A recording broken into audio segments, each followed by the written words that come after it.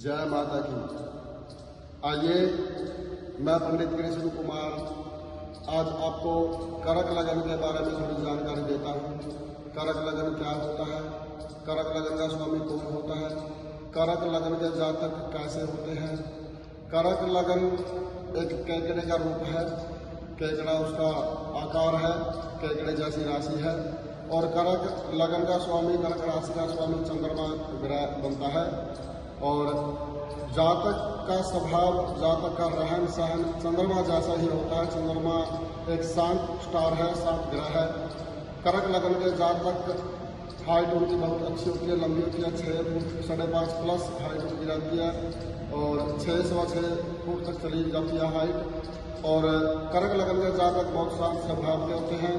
उनको कोई भी अपनी बातों में ले लेता है, बड़ी जल्दी किसी के भी बहकावे में आ जाते हैं। अपना खुद का डिसीजन लेने में बहुत कम सक्षम होते हैं, दूसरे की सलाह में चलने वाले होते हैं। करक लगन वालों के बाल घुंघराले होते हैं, आंखें गोल होती हैं, नाक लंबी रहती है, हाइट भी लंबी रहती है और उनकी सोच समझ बहुत ही सुंदर होती है। करक लगन का स्वामी चंद्रमा अगर लगन में आता है तो ऐसे जातक की सोचने समझने की शक्ति बहुत अच्छी रहती है, कॉन्फिडेंस लेवल बहुत अच्छा रहता है, याददाश्त बहुत अच्छी रहती है और दूसरों को सलाह देने में बहुत अच्छे रहते हैं। सलाहकार बहुत अच्छे होते हैं जिनका चंद्रमा लगन के अंदर ही सब सक्रिय रहता है। अगर चंद्रमा दूसरे स्थान में चला जाए,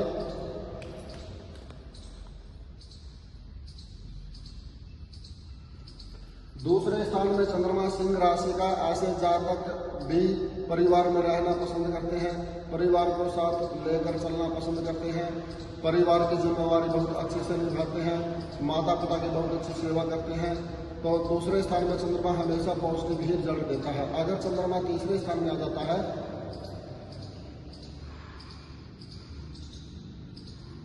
तीसरे स्थान में चंद्रमा कन्या राशि में, शत्रु राशि में है, ऐसे जातक को कभी भी पार्टनरशिप में कोई भी बिजनेस नहीं करना चाहिए, क्योंकि ऐसे जातक पार्टनरशिप में हमेशा पीछे रह जाते हैं। पार्टनर धोखा देने वाले होते हैं। मैं ये भी कह सकता हूँ कि ऐसे पार्टनरों के ऊपर विश्वास कभी भी नहीं करना चाहिए।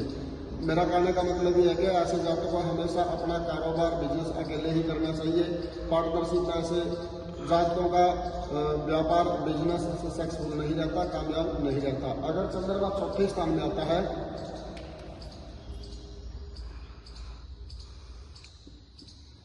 चौथा स्थान माँ का कारक भी है, समाज के जितने भी भौतिक सुख हैं उन सबका कारक है। चंद्रमा भी माँ का कारक है। ऐसे जातक को माँ का प्यार बहुत अच्छा मिलता है, माँ की सपोर्ट बहुत अच्छी मिलती है और समाज के जितने भी भौतिक सुख हैं, हर सुख को बड़ी कम उम्र में भोग लेता है और अच्छे जमीन जायदाद वाहन का सुख उसको प्राप्त होता है। अगर यही चंद्रमा पंचम स्थान में, विद्या स्थान में चला जाए,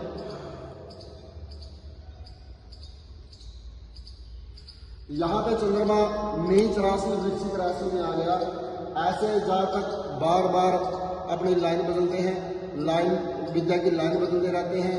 वैसे तो ऐसे जातक मेडिकल में बहुत अच्छे कामयाब रहते हैं, परंतु नीच राशि का चंद्रमा होने से इनका डिसीजन कामयाब नहीं रहता, एक जगह स्थिर नहीं रहता, बड़ी जल्दी ये इनका मन बदलता रहता है। मेडिकल की बजाय नॉन मेडिकल में चला जाऊँ, नॉन मेडिकल की बजाय मैं आर्ट्स में चला जाऊँ, आर्ट्स की बजाय मैं कॉमर्स में चला जाऊँ। ऐसे इनका मन दिमाग हमेशा घूमता रहता है, एक जगह स्थिर नहीं रहता।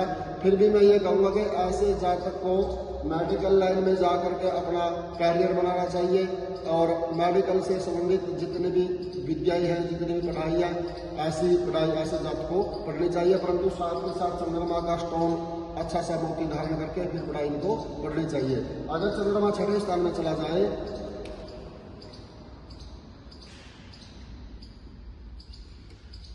छठे स्थान में चंद्रमा आईसाइट वीक करता है, आंखों पे चश्मा लगा देता है, मन को स्थिर नहीं रहने देता, छोटी छोटी बातों में जातक डबल माइंड बना रहता है।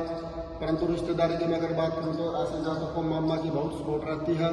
तो यहाँ का चंद्रमा सामान्य है, ना ज़्यादा अच्छा है ना ज़्यादा गंदा है। ऐसे जातक को भी चंद्रमा के उपाय समय पे करते रहना चाहिए। अगर चंद्रमा सप्तम स्थान में चला जाए, सप्तम स्थान में चंद्रमा चला जाए तो ऐसे जातक को जैसे बर्फ का काम, कोल्ड ड्रिंक का काम, दूध की डेयरी, मिल्क डेयरी जिसको बोलते हैं, और कागज़ का काम, बुक सेलर की दुकान, रिफाइनरी, ऐसे कामकाज में आगे बढ़ना चाहिए अगर वो बिजनेस में है तो। अगर मैं यहाँ की बात करूँ तो ऐसे जातक का भाग्य उसकी शादी के बाद बहुत अच्छा उजा होता है। तो क्योंकि चंद्रमा यहाँ पे अब उसकी होने वाली पत्नी को या जीवन साथी को भी हम बोल सकते हैं, ऐसा जातक का जीवन साथी बहुत सुंदर होता है, समझदार होता है।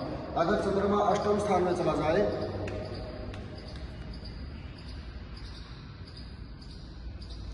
अष्टम स्थान का चंद्रमा भी आई साइड वीक करता है, बड़ी जल्दी रोग देता है। कोल्ड के रोग ऐसे जातक को बड़ी जल्दी रखते हैं, छाती जाम, जुकाम, एलर्जी और नजला वगैरह के रोग ऐसे जातक को लगभग रहते ही हैं। तो समय समय पर यहाँ पे चंद्रमा अगर है तो चंद्रमा के उपाय दान हमेशा करते रहना चाहिए। और एक मैं आपको उपाय बता रहा हूँ, उसके साथ ही साथ ऐसे जातक को अपने बेडरूम के अंदर बारिश का पानी एक कांच की बोतल में डाल करके परमानेंट रखना चाहिए। रात को अंधेरा होने के बाद ऐसे जातक को दूध या दूध से बनी कोई भी वस्तु नहीं खानी पीनी चाहिए। दूध या दूध से बनी कोई भी वस्तु का त्याग करें रात को अंधेरा होने के बाद। अगर चंद्रमा 9वें स्थान में चला जाए, भाग्य स्थान में, लगनेश भाग्य स्थान में आना गॉड गिफ्ट हम इसको मानते हैं। ऐसे जातक का भाग्य बड़ी कम उम्र में ही उजा हो जाता है, ऐसे जातक बड़ी कम उम्र में ही कामयाब हो जाते हैं। तो यहाँ का चंद्रमा बहुत अच्छा रिजल्ट देता है, बहुत अच्छा परिणाम देने वाला होता है। अगर चंद्रमा 10वें स्थान में जाता है,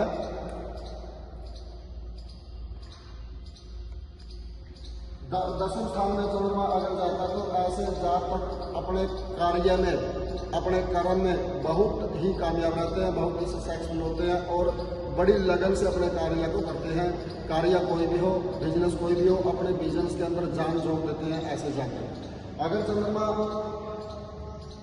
एकादश भाव में चला जाए,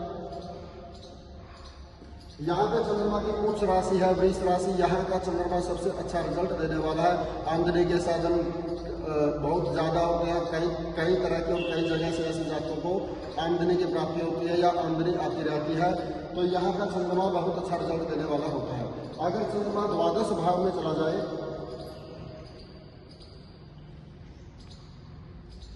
चंद्रमा की एक यही खास बात है, दूसरे, छठे, 8वें और 12वें जब भी चंद्रमा आता है आंखों को बड़ी जल्दी प्रभावित करता है। आंखों के ऊपर चश्मा लगवा देना, आंखों के ऊपर एलर्जी हो जाना या किसी न किसी प्रकार की आंखों में प्रॉब्लम, बीमारी आना सबसे ज़्यादा देता है। तो ऐसे जातकों को चंद्रमा के उपाय समय समय पे करते रहना चाहिए। नाजायज या गलत खर्च से बचना चाहिए, मन को स्थिर रखना चाहिए, क्योंकि कर्क लगन वाले जातक बड़ी जल्दी किसी के बहकावे में आ जाते हैं।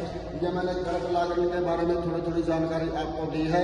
वैसे तो बहुत कुछ है बताने के लिए, परंतु मैं थोड़ा ही आपको बता रहा हूँ क्योंकि वीडियो काफ़ी लंबी बन जाएगी। तो अगर आप मेरे चैनल पे हैं, अगर नए भी हैं, तो आप मेरे चैनल को लाइक करें, सब्सक्राइब करें, शेयर करें अपने मित्रों को ज़्यादा से ज़्यादा और कमेंट करें। धन्यवाद। जय माता दी।